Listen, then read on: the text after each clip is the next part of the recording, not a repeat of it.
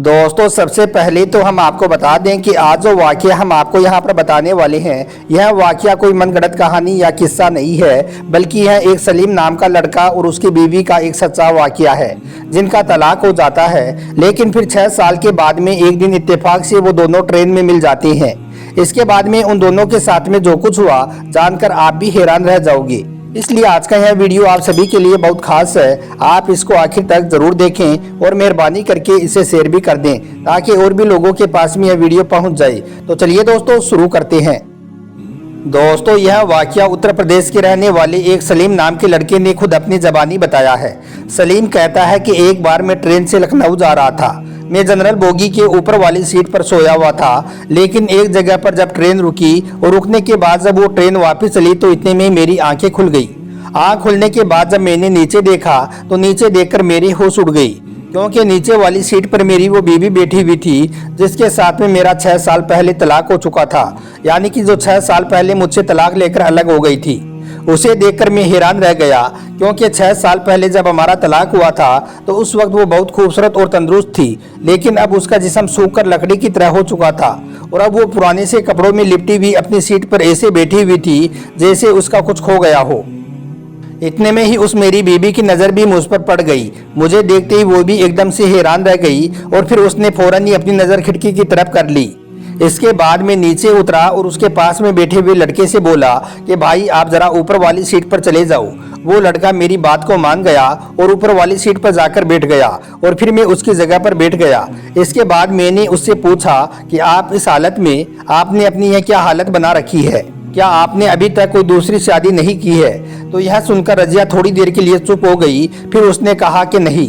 इसके बाद में उसने पूछा कि क्या आपने भी दूसरी शादी नहीं की? तो मैंने भी कहा कि नहीं, मैंने भी दूसरी शादी नहीं की है। फिर थोड़ी देर खामोश रहने के बाद मैंने पूछा कि आपने अपनी यह क्या हालत बना रखी है और आप इस वक्त ट्रेन में बैठकर कहाँ जा रही हो? तो उसने कहा कि मेरा बड़ा भाई लखनऊ में रहता है, माँ की तबीयत ज़्यादा खराब हो गई है, इसलिए मैं लखनऊ में माँ की देखरेख के लिए जा रही हूँ। इसके बाद में उसने पूछा कि आप कहाँ जा रही हो? तो मैंने भी कहा कि मैं भी लखनऊ ही जा रहा हूँ किसी काम से। इस तरह से फिर हम दोनों में बातचीत चलती रही। इतने में ही वहाँ पर एक कुल्फी बेचने वाला आ गया। उसे देखकर मैंने रजिया से पूछा कि क्या आप कुल्फी खाओगी? तो एक बार तो उसने मना कर दिया, लेकिन फिर जब मैंने बार बार उससे पूछा तो उसने कहा कि मैं कुल्फी तो खा लूँगी, लेकिन इसके लिए मेरी एक शर्त है। मैंने पूछा कि वो शर्त क्या है? तो उसने कहा कि इनके पैसे मैं दूंगी। यह सुनकर मैंने कहा कि कोई बात नहीं, पैसे आप दे देना। इसके बाद हमने 2 कुल्फी ली, एक मैं खुद खाने लगा और एक अपनी तलाकशुदा बीवी को दे दी। कुल्फी खाने के बाद हम दोनों में बातचीत और ज़्यादा बढ़ गई। इसके बाद मैंने रजिया से कहा कि पहले आप कितनी खूबसूरत और तंदुरुस्त थी, लेकिन अब आपने अपनी यह क्या हालत बना रखी है? वैसे इस वक्त आप कर क्या रही हो? तो उसने बताया कि आपसे तलाक होने के बाद में मैंने एक प्राइवेट स्कूल में बच्चों को पढ़ाना शुरू कर दिया है। महीने के 8,000 मिलते हैं, बस उसी से गुजारा हो रहा है। तो यह सुनकर मैंने कहा कि उस वक्त तुमने बहुत बड़ी गलती की। जब हमारा तलाक हुआ था तो उस वक्त कलेक्टर साहब ने मुझे 20 लाख रुपए आपको देने का फैसला सुनाया था, लेकिन उस वक्त तुमने पैसे लेने से मना कर दिया था। काश उस वक्त तुम वो पैसे ले लेती तो आज तुम्हारा खुद का स्कूल होता। तो यह सुनकर रजिया ने कहा कि अगर उस वक्त मैं आपसे वो 20 लाख रुपए ले लेती और फिर मैं अगर वो स्कूल चलाती तो मेरा ईमान मुझसे कहता कि मैं उसी के पैसों से पल रही हूँ जिसको मैंने छोड़ा है, इसलिए मैंने वो पैसे आपसे नहीं लिए थे। इसके बाद मैंने रजिया से कहा तुम्हारे जाने के बाद अब मैं बहुत बदल गया हूँ, अब मुझसे किसी की जरा सी तकलीफ भी नहीं देखी जाती है। काश मैं पहले समझ जाता तो आज मुझे यह दिन देखने को नहीं पड़ती। अब मैं बहुत ज़्यादा पछता रहा हूँ।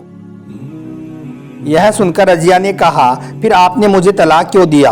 तो इस पर मैंने कहा कि तलाक मैंने दिया या फिर तुमने लिया था। इसके बाद उसने कहा कि आप माफ़ी नहीं मांग सकते थे। तो मैंने कहा कि आपने मौका कब दिया? जब भी मैंने फ़ोन किया तो तुम्हारे घर वालों ने मेरा फ़ोन काट दिया था। रजिया ने कहा कि आप घर भी तो आ सकते थे। तो मैंने कहा तुम्हारे घर आने की मुझ में हिम्मत नहीं हुई। खैर थोड़ी देर खामोश रहने के बाद रजिया बोली माँ कैसी है? तो मैंने कहा बस माँ की मत पूछो, माँ जब भी बात करती थी तो तुम्हारे बारे में ही पूछती थी, कहती थी कि बेटा बहू कब आ रही है। अब उसे कहाँ मालूम था कि तलाक होने के बाद में बीवी घर नहीं आती है। माँ को मरे हुए 5 साल हो गई हैं। यह सुनकर रजिया की आंखें भर आई, कहने लगी, लेकिन जब मैं आपके घर से आई थी तो उस वक्त माँ तो बिल्कुल तंदुरुस्त थी, फिर क्या हुआ माँ को? तो मैंने कहा कि माँ तुम्हारी गम और चिंता में गुजर गई है, अब बस मैं अकेला रहता हूँ, कमाता हूँ, खाता हूँ और अपनी ज़िंदगी गुजार रहा हूँ। इसके बाद मैंने उससे कहा कि मुझसे बहुत बड़ी गलती हो गई है जो मैं तुम्हें समझ नहीं पाया था। मैंने तुमको बहुत सताया है, बहुत परेशान किया था। यही वजह है कि आज हम दोनों के बीच में इतनी दूरियां बन गई हैं। मुझे अब समझ में आ रहा है कि तुम जैसी बीवी तो किस्मत वालों को ही मिलती है और जो तुम जैसी बीवी को ठुकरा देता है वो कोई मूर्ख ही होता है। अब इधर रजिया समझ रही थी कि मेरे दिल में क्या चल रहा है और मैं भी समझ रहा था कि रजिया भी मुझसे कुछ कहना चाहती है, लेकिन शायद वो मुझसे कुछ कह नहीं पा रही है। खैर बात करते करते लखनऊ स्टेशन आ गया। हम दोनों ट्रेन से उतर गई। इसके बाद मैंने रजिया से पूछा, कल तुम कितने बजे की ट्रेन से वापस जाओगी? तो उसने बताया कि मैं रात को माँ के पास रुकूंगी और कल सुबह 9 बजे वाली ट्रेन से वापस जाऊंगी।